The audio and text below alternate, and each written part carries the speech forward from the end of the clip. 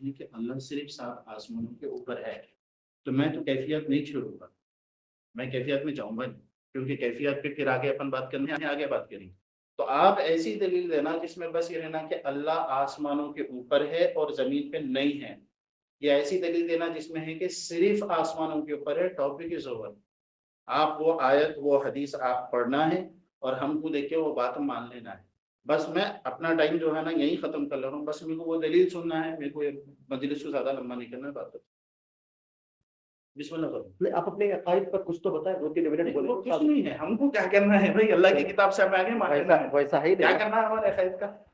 کہ پہلے تو آپ نے جو عقیدہ بتایا نا کہ اللہ تعالیٰ لامکاں ہے، ٹھیک ہے؟ ذاکر بھائی نہیں، پہلے تو اس کو میں میرا تو ٹائم شروع ہو گیا نا، اب آپ ختم کر دیا اپنا ٹائم تو میرا ٹائم چالو ہو رہا، تو میرے ٹائم میں بتاؤں گا کہ آپ نے جو عقیدہ بتایا کہ اللہ تعالیٰ لامکاں ہے، تو پہلے تو بتا رہا ہوں کہ یہ عقیدہ اہل سنت والجماعت کا ہے ہی نہیں۔ کون بولے یہ بات؟ میں نے بتا، یہ بات امام ابو الحسن اشعری رحمۃ اللہ علیہ کی کتاب ہے مقالات اسلامیین، اس کے بعد میں آپ کو شو کر دیتا ہوں۔ مقالات اسلامیین کے پیج نمبر 170 کے اندر ابو الحسن اشعری رحمۃ اللہ علیہ کہتے ہیں کہ معتزلہ کا یہ عقیدہ ہے کہ وہ اللہ تعالیٰ کو لامکاں ہوں گے۔ یہ کس کا عقیدہ ہے؟ معتزلہ کا عقیدہ ہے، اور جہمیہ کا بھی انہوں نے وہاں پر ذکر کیا کہ بعض جہمیہ فرقے اللہ کو ہر جگہ مانتے ہیں، یہ اہل سنت کا عقیدہ نہیں۔ اگر آپ کہہ رہے ہیں کہ نہیں یہ اہل سنت کا عقیدہ ہے، تو آپ مجھے بتا دیں کہ بھائی کہاں اللہ نے کہا کہ اللہ لامکاں، کہاں اللہ کے نبی نے کہا کہ اللہ لامکاں، کہاں کسی صحابی نے کہا کہ اللہ لامکاں ہے؟ قرآن کی آیتیں احادیثیں وہ ساری اپنی جگہ، لیکن ہم سلف کو بھی دیکھیں گے نا، سلف کے فہم کو دیکھیں گے، کہ اس لیے میں کہا کہ جب آپ آیت کوٹ کر رہے تھے وَنَحْنُ أَقْرَبُ إِلَيْهِ مِنْ حَبْلِ الْوَرِيدِ، تو اس آیت کے ضمن میں چاہے آپ تفسیر قرطبی اٹھا کے پڑھ لیجئے، یا تفسیر سب سے معتبر تفسیر طبری اٹھا کے پڑھ لیجئے، یہ تفسیر آپ جو ہے ابن کثیر اٹھا کے پڑھ لیجئے، یا تفسیر بغوی پڑھ لیجئے، اس آیت کی تفسیر میں اہل سنت کے مفسرین کہہ رہے ہیں کہ بھئی یہ اللہ تعالیٰ کی ذات کے اعتبار سے نہیں ہے، انہوں نے نفی کر دی ذات کی۔ سارے کے سارے اہل سنت، آپ جتنے، میں 118 ابھی تک کا میرا مطالعہ ہے تفسیر کا، کتنے 118 تفسیر میں نے مطالعہ کیا، بریلوی ہو، دیوبندی ہو، اہل حدیث ہو، کسی بھی مسلک کے اہل سنت کی، سب نے اس بات کو ماننا ہے کہ بھئی اللہ تعالیٰ یہاں زمین پر نہیں ہے، تو پھر وہ اس کا مطلب نفی کب ہے نا وہ، ٹھیک؟ اللہ تعالیٰ اس آیت کے ضمن کی بات کر رہا ہوں، صرف اس آیت کے ضمن کی کہ وَنَحْنُ أَقْرَبُ إِلَيْهِ مِنْ حَبْلِ الْوَرِيدِ۔ امام ابن تیمیہ رحمۃ اللہ علیہ بھی اپنی کتاب کے اندر اس بات کو نقل کر رہے ہیں، ان کی کتاب ہے حدیث جبرائیل کے نام سے، یا حدیث نزول کے اوپر انہوں نے جو کتاب لکھی، اس کے اوپر انہوں نے ابن عباس رضی اللہ تعالیٰ عنہ سے نقل کیا کہ اس آیت کے تفسیر میں ابن عباس رضی اللہ تعالیٰ عنہ کہہ رہے ہیں کہ بھئی یہاں اللہ تعالیٰ ذات کے اعتبار سے نہیں، یا علم کے اعتبار سے ہے، تو صحابہ اور سلف تو اس بات کو مانتے ہیں کہ یہاں اللہ علم کے اعتبار سے۔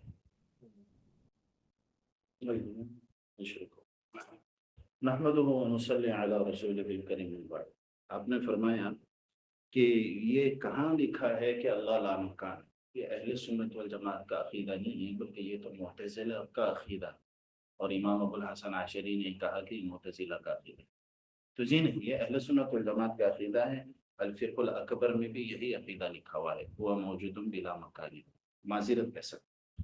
نمبر 2، آپ نے کہا کہ اللہ تعالیٰ کا لامکان ہونا یہ قرآن کی کس آیت کے اندر لکھا ہوا ہے؟ تو لامکان تمام آیتوں کو ملانے سے جو مفہوم ہے، وہ مفہوم کا نام لامکان ہے، کہ جس طرح قرآن مجید میں مشرق بھی اللہ کی، مغرب بھی اللہ کا، فوق بھی اللہ کا ہے، زمین آسمان، یہ تمام چیزوں کو اگر آپ ایک جگہ جوڑیں گے تو اس سے پتہ چل رہا کہ قرآن اللہ کے لیے مکان کی بات ہی نہیں کر رہا کہ مخصوص اللہ اسی مکان میں ہے۔ تو میں آپ سے بار بار یہ سوال کرتا رہوں گا کہ آپ جو مخصوص کریں کہ 7 آسمانوں کے اوپر ہی ہے، میرے کو آپ ایک آیت دکھا دو کہ 7 آسمانوں کے اوپر ہی ہے، اس کے علاوہ نہیں ہے، بات ہی ختم ہو۔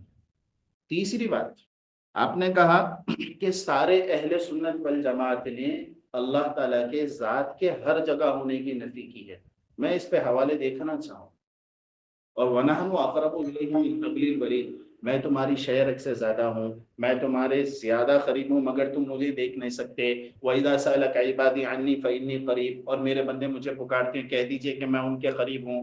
اور اسی طرح فَإِنَّمَا تُوَلُّوا فَثَمَّ وَجْهُ اللَّهِ، تم جہاں رخ کرو وہاں اللہ کا چہرہ ہے۔ یہ تمام آیتوں میں آپ اسلاف کے پاس جا رہے، تو میں آپ سے یہ بات کہوں گا کہ قرآن مجید کی جو آیتیں واضح ہے، کلیئرلی مینشنڈ ہے، ایزی ٹو انڈرسٹینڈ ہے، اس میں آپ اسلاف کی سمجھ کے پابند نہیں ہیں. قرآن مجید کی وہ آیتیں جو متشابہات میں سے ہے، جو ٹف ہے، جس کے لیے اسپیشلائزیشن لگتا، اس کے لیے ضرورت ہے. یہ عام آدمی لیمن، میرے جیسے لیمنز بھی سمجھ سکتے ہیں. قل اللہ احد، اللہ ایک ہے، کہہ دیجیے اللہ ایک ہے. اس میں آپ کو ڈیفیکلٹی جو پیش آ رہی، بولیے میرے کو کیا ہے. اب میں آپ کو بولتا ہوں ومن نعمرہ ننکسہ فی الخلق، ہم جسے لمبی عمر دیتے ہیں اسے بناوٹ میں الٹا کر دیتے ہیں. یہ سمجھنے میں مشکل ہو گئی. اب یہاں جائیں گے اسلاف کے پاس سمجھ. 3 منٹ پر تو 5 منٹ پر، کیونکہ اس کا انٹرپریٹیشن کرے تک ٹائم لگتا ہے. ٹھیک ہے ٹھیک ہے، 3 منٹ رکھ لیں گے. سر جو بھی آپ نے ابھی تک اپنا انٹرپریٹیشن جو بھی دیا، تو اس کے اندر ایک آپ نے یہاں پر سیدھا سیدھا تقلید کر دی. آپ کو جس طرح آپ نے جو کتاب کا نام لیا ہوا اس کے اندر ہے ہوا موجود بلا مکان، فقہ الاکبر میں آپ نے کہا نا، تو فقہ الاکبر میں تو پھر یہ عقیدہ ہے کہ جو شخص یہ عقیدہ رکھے کہ اللہ لامکان ہے وہ کافر ہے. اس کے اندر یہ بھی عقیدہ ہے کہ امام ابو حنیفہ رحمۃ اللہ علیہ سے پوچھا گیا کہ اگر کوئی شخص یہ عقیدہ رکھے کہ میں نہیں جانتا کہ اللہ تعالیٰ آسمان میں ہے یا زمین میں، مجھے نہیں معلوم. اب یہ میں آپ کو پوچھا لامکان کہاں ہے؟ آسمان میں؟ نہیں معلوم. زمین میں؟ نہیں معلوم. ہے کہاں لامکان؟ میں تو نہیں معلوم نا، سیدھی سیدھی بات ہے. لامکان کہاں ہے آپ کو نہیں معلوم. تو امام ابو حنیفہ کہہ رہے ہیں کہ جو شخص یہ کہے کہ میں نہیں جانتا کہ اللہ آسمان میں یا زمین میں، فقط کفر، وہ اپنے اس قول پہ نفر کافر ہو گیا. تو وہ قرآن کی وہی آیت کوٹ کر رہے ہیں، کہہ رہے ہیں کہ الرحمن علی العرش استویٰ، رحمان عرش کے اوپر استوا فرمایا، یہ سب کی شان کے لائق ہے. پھر اس کے بعد کہنے ہیں کہ اگر کوئی شخص یہ کہے کہ میں مانتا ہوں اللہ تعالیٰ عرش کے اوپر ہے لیکن مجھے نہیں معلوم کہ اللہ کا عرش کہاں ہے، آسمان میں ہے زمین میں، مجھے نہیں معلوم، تو پھر بھی انہوں نے کہا فقط کفر، پھر بھی وہ کافر ہوگی کہ واضح اللہ نے کہا عرش کے اوپر. اب رہا آپ بھرے کہ اللہ تعالیٰ مکان مکان کا فلسفہ ہم نے گھڑا ہی نہیں، ہم نے وہی بات کہی جو اللہ نے کہی. اب وہ مکان آپ کو تصور کر رہے ہیں اپنے اندر، یہ آپ کا پرابلم ہے. یہ پرابلم آپ کا ہے، کیونکہ سلف میں سے کوئی مکان اس کے اندر بنے. سلف میں جتنے اللہ کے نبی نے خود کہا، اگر آپ اس کو مکان مان رہے ہیں تو اللہ کے نبی صلی اللہ علیہ وسلم معاذ اللہ وہ کہہ رہے، تو پھر اللہ تعالیٰ خود کہہ رہا الرحمن والا، تو کیا ترجمہ کریں گے کہ اللہ تعالیٰ عرش کے اوپر ہے؟ تو نہیں وہ مکان آ رہا، میں دوسرا ترجمہ کرتا ہوں بولتے گا. تو یہاں تو واضح ہے. اس کے بعد آپ نے یہ بات کہی کہ بھائی آپ نے واضح نہیں کیا کہ عقیدہ قرآن کی آیت سے، آپ نے کسی کی تقلید میں یہ بات کو، تو بھائی پورے قرآن کو لبے لباب، تو ہم یہ بولیں گے پورے قرآن کو لبے لباب آپ کون کریں گے؟ کون کریں گے؟ ان کا نام، انہوں نے تو جو آیتیں کوٹ کی اس آیت وللہ المشرق، مشرق جہت ہے نہیں، مشرق جہت ہے. آپ تفسیر رازی اٹھا کے پڑھ لیجئے، امام رازی رحمۃ اللہ علیہ کی، وہ کہہ رہے ہیں کہ مشرق ہے ایک جہت ہے، مغرب بھی جہت ہے. آپ بولے کہ اللہ کسی بھی جہت میں نہیں ہے، وہ کہہ رہے ہیں کہ جہت یہ ساری جہتیں اللہ کی ہیں. آپ کو ایک آیت دیتا ہوں، سورہ طلاق سورہ نمبر 65 کی آیت نمبر 12، یہ پڑھ لیجئے. اس کے اندر اللہ تعالیٰ کہہ رہا ہے کہ زمین اور آسمان میں جو کچھ ہے، زمین اور آسمان میں جو کچھ ہے اس کو اللہ نے اپنے علم کے ساتھ احاطہ کر رکھا ہے.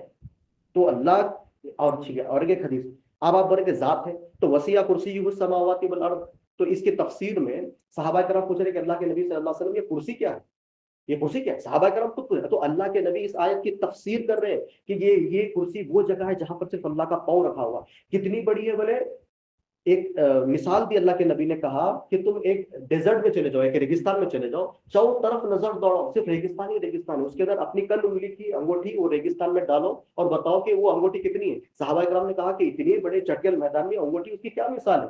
تو اللہ کے نبی کہہ رہے ہیں کہ یہ پوری کائنات اللہ کے سامنے خالی وہ رنگ کے برابر ہے، تو اس کے اندر اتنے بڑے رب کو کیسے لا رہے بھیا؟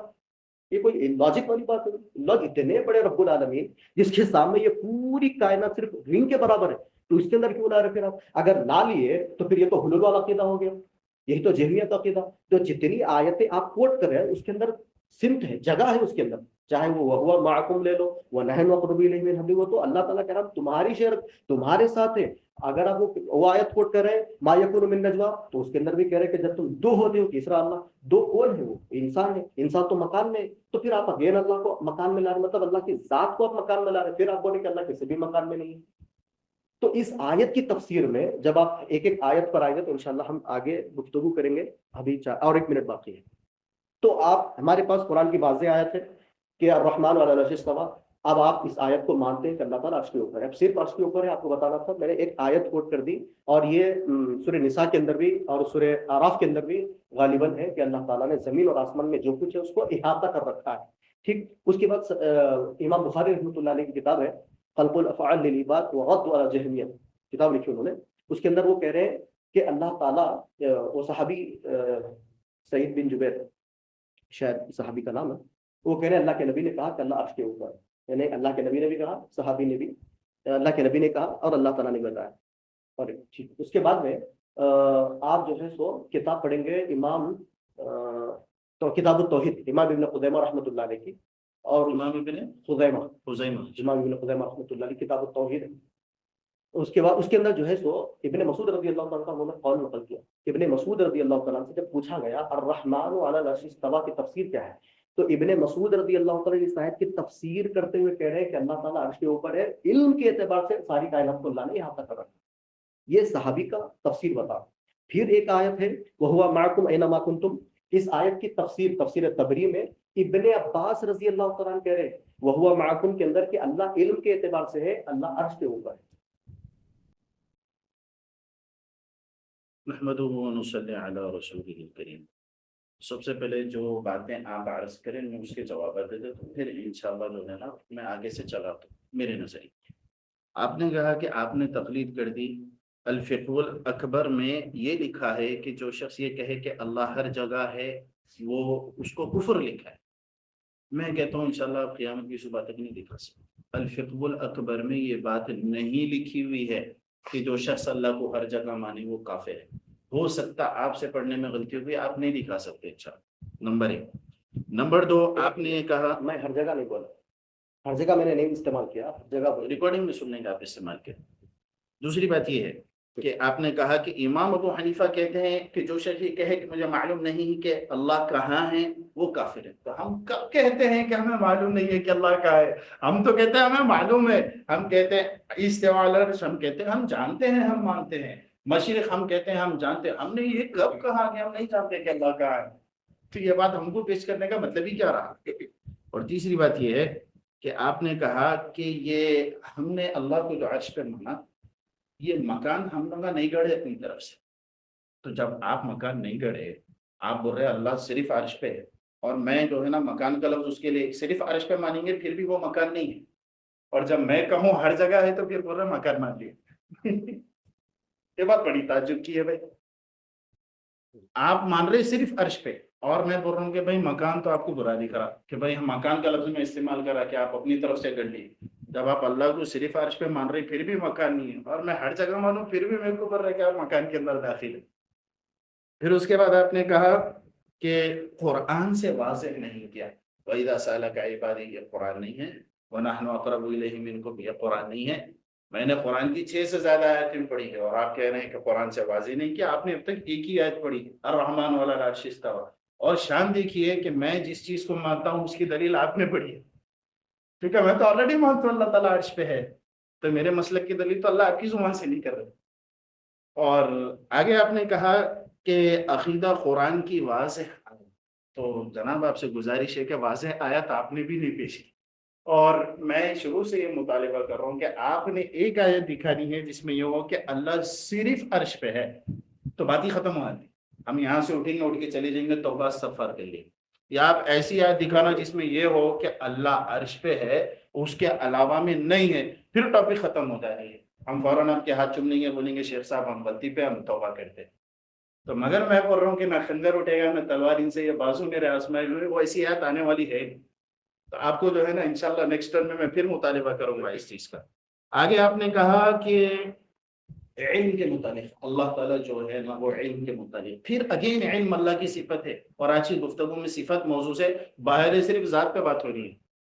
और आपने कहा कि लॉजिक पर आ जाइए रिंग वाली। मैं बोला भाई लॉजिक अपन नहीं हटेंगे, अभी फिलौकत तो हमारी रिकॉर्डिंग भी मौजूद है कि बात हमने कुरान मजीद और असलाफ की समझ पे करनी थी, पता नहीं आप रिंग वाली लॉजिक पे क्यों आ गए।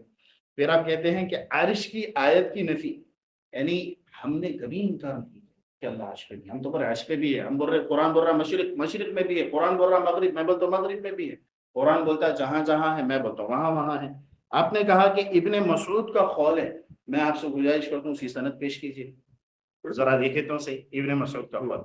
अब ये हो गई बातें जो आपके। अब मैं आगे ये बात कहता हूँ कि जो कुरान मजीद की आयत है अर्रहमान अलल अर्श इस्तवा, अल्लाह ताला अर्श पर मुस्तवी है। यहाँ पर अर्श पर मुस्तवी होने का मतलब जो आप बयान कर रहे हैं, इस मतलब से इमाम बैहक़ी किताबुल अस्माई व सिफ़ात में इख्तिलाफ करते हैं। हाफिज इब्ने हजर अस्क़लानी फतहुल बारी में इस मतलब से इख्तिलाफ करते हैं। वो कहते हैं कि क़िबलतुद दुआ, दुआ का जिस तरह नमाज का क़िबला काबतुल्लाह है, وہ کہتے ہیں کہ اس بات پر محققین علماء کا اتفاق ہے کہ دعا کا قبلہ آسمان کا ہے. جس طرح نماز پڑھنے کے لیے قبلے کا دعا اپنا قبلہ جو رہتا وہ کعبہ ہے، تو کیا اس سے بات ثابت ہو گیا کہ اللہ تعالیٰ کعبے میں ہے؟ نہیں، وہ تو قبلہ متعین کیا گیا نماز کے لیے. تو آگے فرماتے ہیں کہ محققین علماء کا اس بات پر اتفاق ہے کہ دعا کے لیے جو قبلہ متعین ہوا وہ آسمان کی طرف ہوا. تو استوا کے معنی اللہ تعالیٰ کے عرش پہ موجود ہونے کی نہیں ہے، دعا کے لیے اس جہت کا متعین ہونا ہے، نہ کہ اللہ کی ذات کا وہاں پر جا کے مخصوص طریقے سے متعین آپ کا جس طرح مانا ہے. پھر آگے ایک اور بات میں اس کے متعلق کہنا چاہوں گا کہ لمبی گفتگو نہیں ہے بھائی، بس ہم نے ایک آیت سنی ہے جس میں یہ لکھا ہوا کہ اللہ عرش پر ہے، عرش کے علاوہ نہیں ہے، بات ختم ہو جائے. آپ ایک حدیث پیش کر دو کہ اللہ عرش پہ ہے، عرش کے علاوہ نہیں.